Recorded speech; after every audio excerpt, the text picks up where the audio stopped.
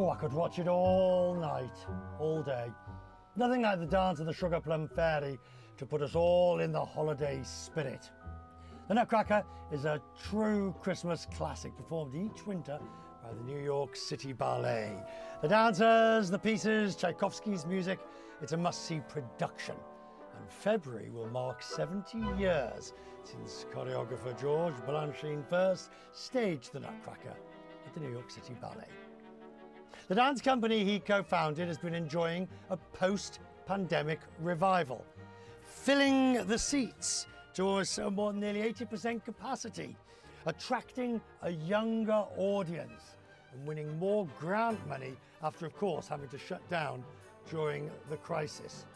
Katherine Brown is the executive director of the New York City Ballet. Katherine, I always feel people like you have those sort of jobs.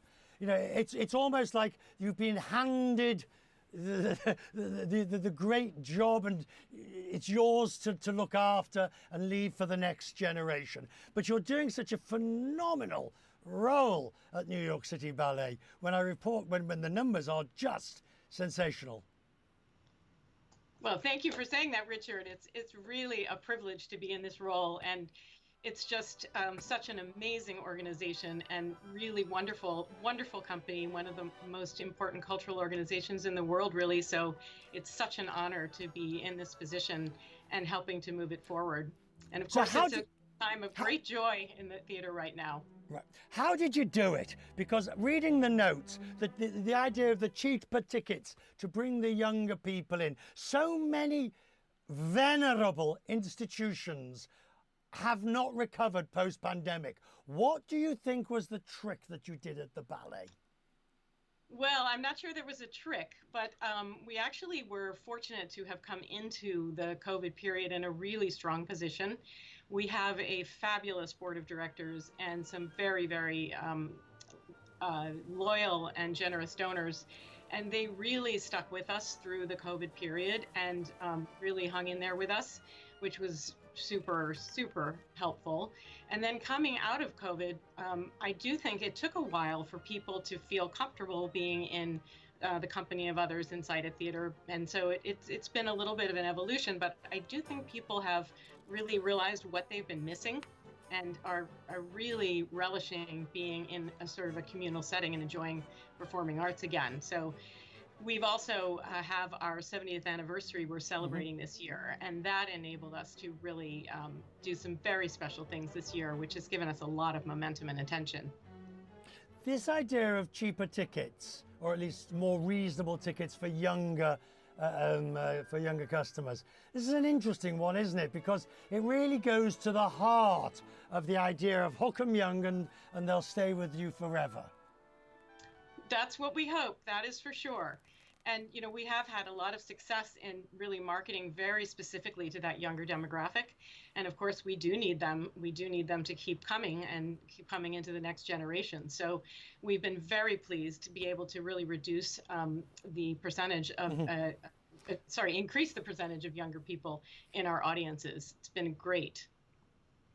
Do you sometimes think, and I know this can be so different, the public funding, if you will, of the arts in, say, Europe, of which you'll be familiar as well, Australasia, where much more public grants are given across a wider range and less reliant, if you will, on private donors than, say, for example, in the US system?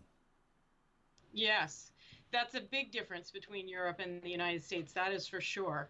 And, you know, we are very fortunate in New York to have a very, very strong philanthropic community and people who really do support arts and culture and other nonprofits too.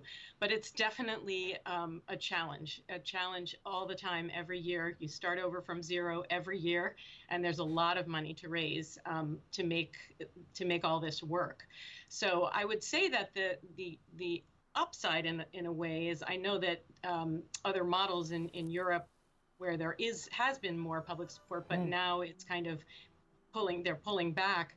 That's a challenge too if you've really been reliant on one major source. So we do have the advantage of having lots of different sources to draw from. So, but it is definitely challenging. the final thought was, as we come to this Christmas, what I find most enjoyable about this is that in the TikTok era, in the sort of short attention span, you are being so successful using all the weapons at your disposal, if you will, in terms of social media. You're firing all your guns. We are trying to do that. And, I think that we start with such amazing assets. I mean, these beautiful dancers that we have, this incredible repertoire from the past, and also we are committed to commissioning new work. And so that's very exciting to be able to do. We have a really fabulous orchestra of 62 members that are providing us with gorgeous live music. We are in a beautiful, beautiful theater on the Lincoln Center campus. So we have a lot going for us already, and then just building on that and really trying to position the company in today's world to be the most successful it can be is really the goal. And we look forward to Quest Means Business from the Ballet sometime in the next year. Ma'am, if you care to invite us along, we'll be love to come and visit you on site. Thank you very much. Grateful for your time and have a good holiday season. Thank you, Richard.